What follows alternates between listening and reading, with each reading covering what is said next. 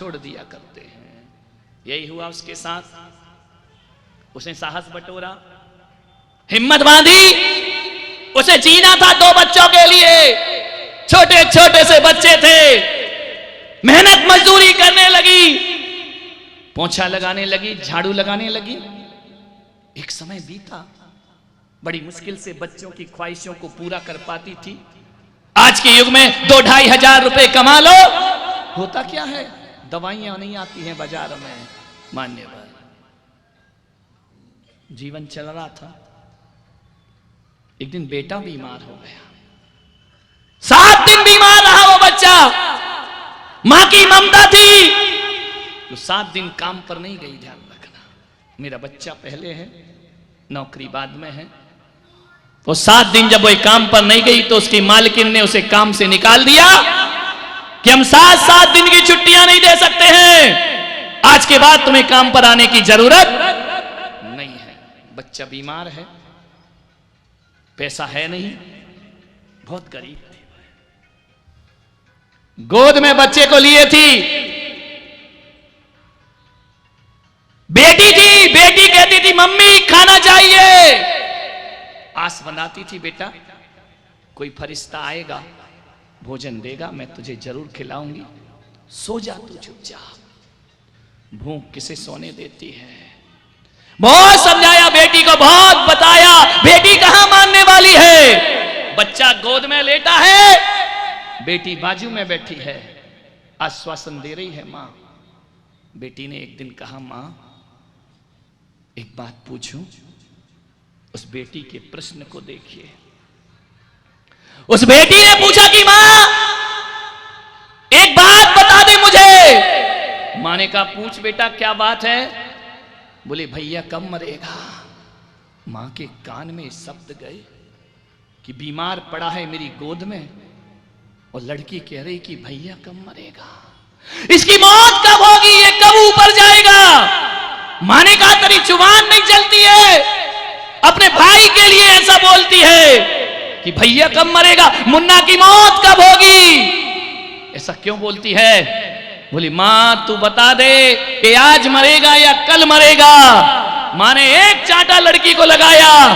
पागल कहीं की, बीमार भाई के लिए ऐसी भावना रखती है। रोते रोते बच्ची ने कहा मां ये भैया मर जाएगा ना तो 3 दिन हमारे घर में फ्री में भोजन आएगा, पड़ोसी हमें भोजन देंगे। मैं 7 दिन से भूखी हूं, 3 दिन तो भोजन आएगा मेरे यहाँ। मां ने लिया बेटी को सीने से लगा लिया, जार जार रोने लगी वह मां कि मौत भोजन के लिए। एक बहन कहती है कि मुन्ने की मौत कब होगी, ध्यान रखना। अरे महलों वालों निकलो थोड़ा महल से बाहर।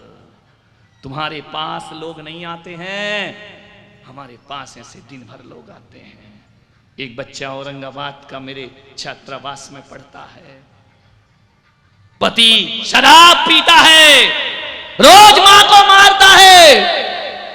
मां डिप्रेशन में पागल हो गई, उसे सुध बुध नहीं है। औरंगाबाद के लोग मेरे पास आए, महाराज ये जैन समाज का बच्चा है, पति इसका शराब पीता है, मां पागल है, वो इसे पाल पोस नहीं सकती है। मैंने कहा चिंता मत करो, जब तक मैं बैठा हूं ना, मैं पालू या ना पालू मेरे भक्त पाल पोस करके उसे जरूर बड़ा कर देंगे। वो पढ़ रहा है, शिक्षा प्राप्त कर रहा है, मां पागल है, वो कुछ व्यवस्था नहीं कर सकती है। मान्यवर सोचिए, आप विचार करना है, कुछ करो इंसानों के लिए। एक बात बताऊं, मंदिर के दान पात्र में पैसा डालने में वो सुकून नहीं मिलेगा जो किसी गरीब के घर में सहायता करने में सुकून प्राप्त हुआ करता है, सुख मिला करता है, आनंद मिला करता है। मानवता आंसू बहाए और हम जिंदगी को जीते रहें, मानवता रोते रहे और हम जिंदगी को जीते रहें, ये मेरे महावीर का संदेश नहीं हो सकता है। मेरे महावीर ने तो क्या 24 के 24 तीर्थंकरों ने अपना प्रमुख श्रोता यदि किसी को बनाया, राजाओं को प्रमुख श्रोता बनाया। लोगों ने कहा किसी गरीब को क्यों नहीं बना लिया है। महावीर ने कहा नहीं, राजा ही हमारे श्रोता बनेंगे, क्योंकि महावीर ने कहा ये संदेश दिया। उन्होंने भरत चक्रवर्ती को संदेश ऋषभ देव ने दिया, राजा श्रेणिक को भगवान महावीर ने संदेश दिया कि राजाओं तुम्हारे पास धन दौलत है, इस धन दौलत पर डूब करके मत मरना, वरना नरक गति की प्राप्ति होगी। जाओ अपना धन किसी जरूरतमंद की सहायता में लगा दो, तुम्हारा भी उद्धार होगा और हमारे संघ का भी उद्धार। ये प्रेरणा दी महात्मा बुद्ध ने, अनाथ पिंडिक को प्रेरणा दी कि जाओ जगत का भला करो, संसार का भला करो। ये प्रेरणा कोई इंसान को नहीं दे सकता है। पूरी समाज को यदि समाज सेवा की कोई प्रेरणा देता है तो कोई संत और महापुरुष हुआ करते हैं जो जगत को तारने की प्रेरणा दिया। मैं आपको प्रेरित कर रहा हूं, करो कुछ इंसान। हमारी समाज की कितनी महिलाएं आज मंदिरों में, चौकों में महाराज के रोटियां बनाती हैं, कितना पाती हैं? 10,000 5,000, उससे अपना घर पालती हैं, बच्चों से दूर रहती हैं, महाराजों के साथ संगों में विहार करती हैं। और जब उन्हें बुलाया जाता है तो हम उनसे बात करते हैं, इतना पैसा लोगी? 10,000 रुपए लोगी? 20,000 रुपए लोगी? अरे यार क्या होता है 10-20 हजार रुपए में?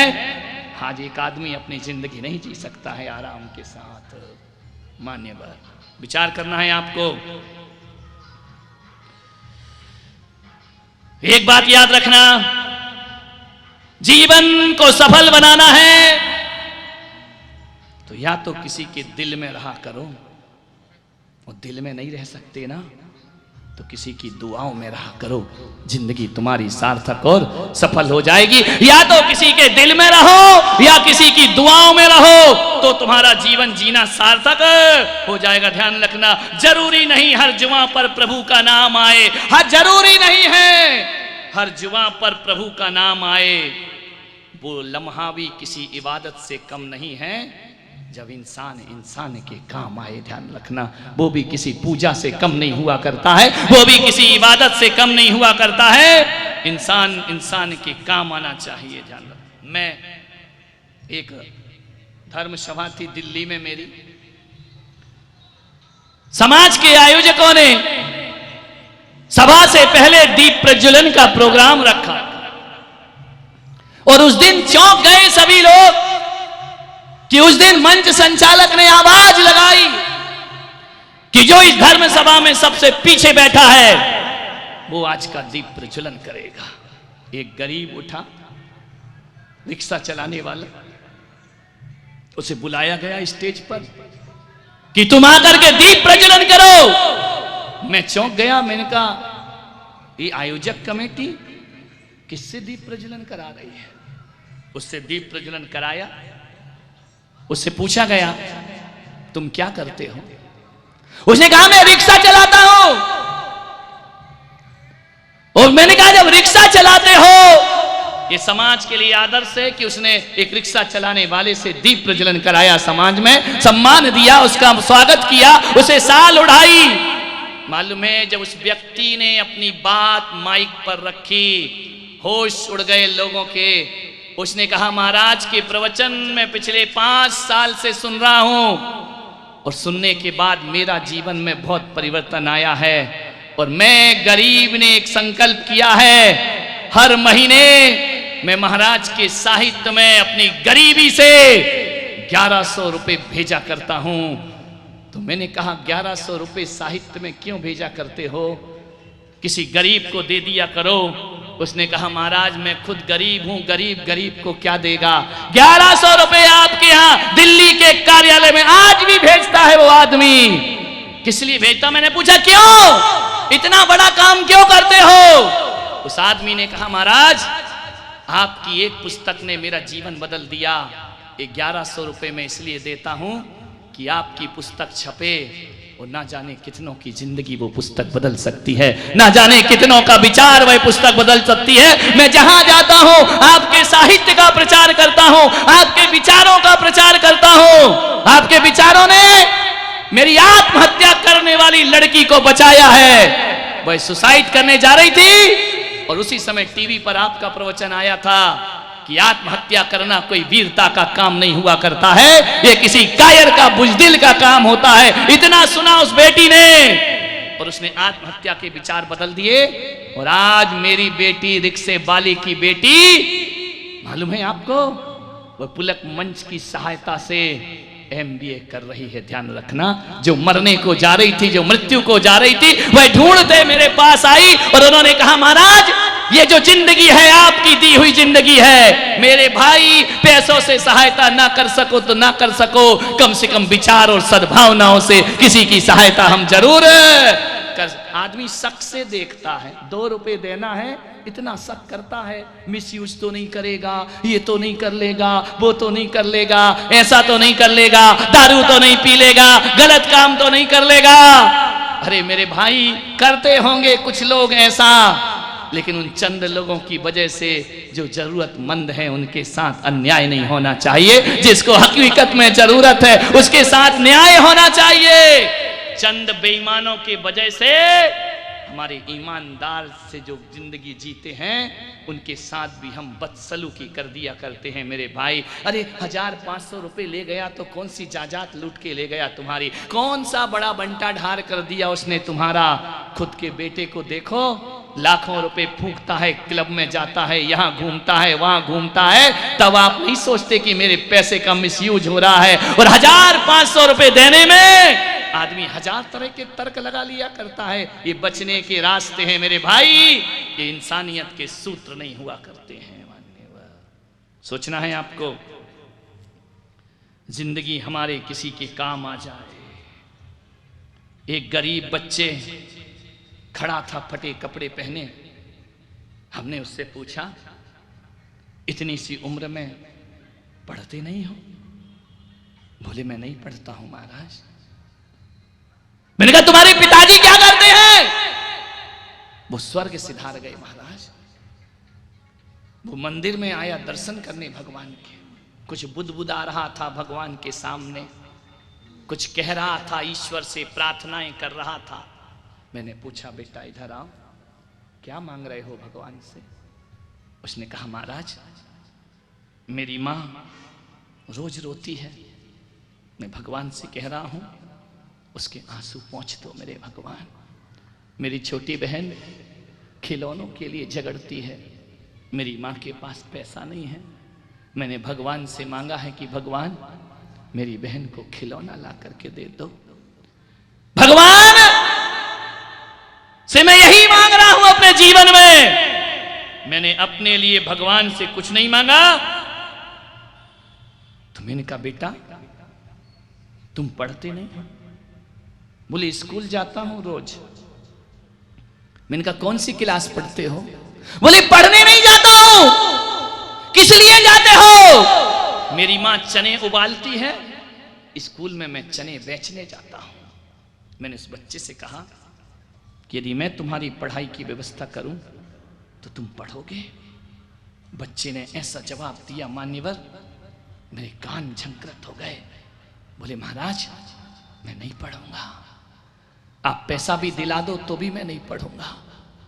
मैंने कहा तुम क्यों पढ़ना नहीं चाहते हो? बोले इसलिए महाराज कि पढ़े लिखे लोग गरीबों की सहायता नहीं किया करते हैं। ये पढ़े लिखे लोग, इनके सीने में दिल नहीं हुआ करता है। ये पढ़े लिखे लोग, हम गरीबों पे तरस नहीं खाते हैं। ये पढ़े लिखे लोग मंदिरों में करोड़ों की ध्वजा फहराते हैं, लेकिन मेरी बहन के लिए खिलौना ला के नहीं दिया करते हैं। इसलिए महाराज मैं पढ़ना लिखना नहीं चाहता हूं, मैं अनपढ़ ही रहना चाहता हूं।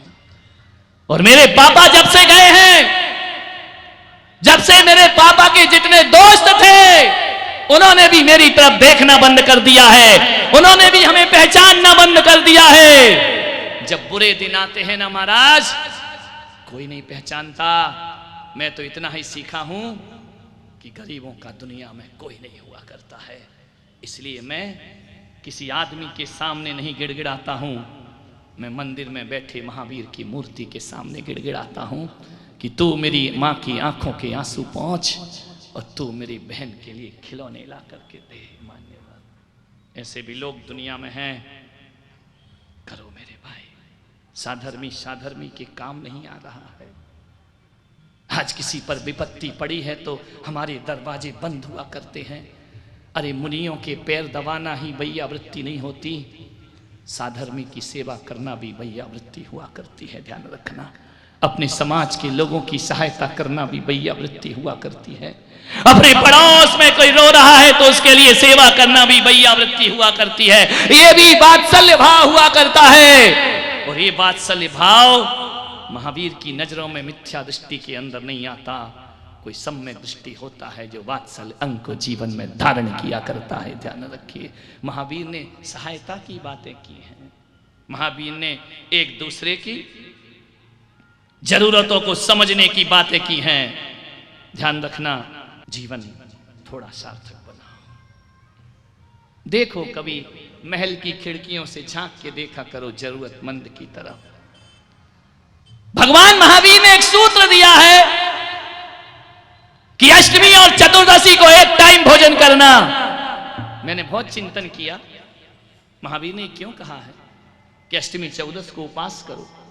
महावीर ने ये क्यों कहा है 28 चल रही है, 8 दिन का उपवास करो, एक आसन करो, नीरस भोजन करो। मेरे महावीर ने ये क्यों कहा है कि तीर्थों की यात्रा करो, धर्मशालाओं पर रात बिताओ। आजकल तो मालमला खत्म हो गया है, आज तो तीर्थों की धर्मशालाएं भी इतनी डीलक्स हो गई हैं, इतनी VIP हो गई हैं, वहां जाने के बाद लगता ही नहीं है कि हम तीर्थ करने के लिए आए हैं। ऐशो आराम की जगह हो गई है, यहीं से रूम बुक हो जाया करता है, यहीं से सारी व्यवस्था हो जाया करती है। डीलक्स वाला रूम देना, फलाने नंबर का रूम हमारा होना चाहिए। धर्मशाला में इन बातों के भी झगड़े हो रहे हैं, ध्यान रखना। लगता ही नहीं है कि आदमी तीर्थ करके आया है। आज समेत शिखर की दशा देखो, आज महावीर जी का स्थान देखो, जितने नए तीर्थ बन रहे हैं उनका मैं भी मजबूर हूं। समाज कहती VIP धर्मशाला बनाओ, डीलक्स रूम बनाइए तो हम आपके तीर्थ पर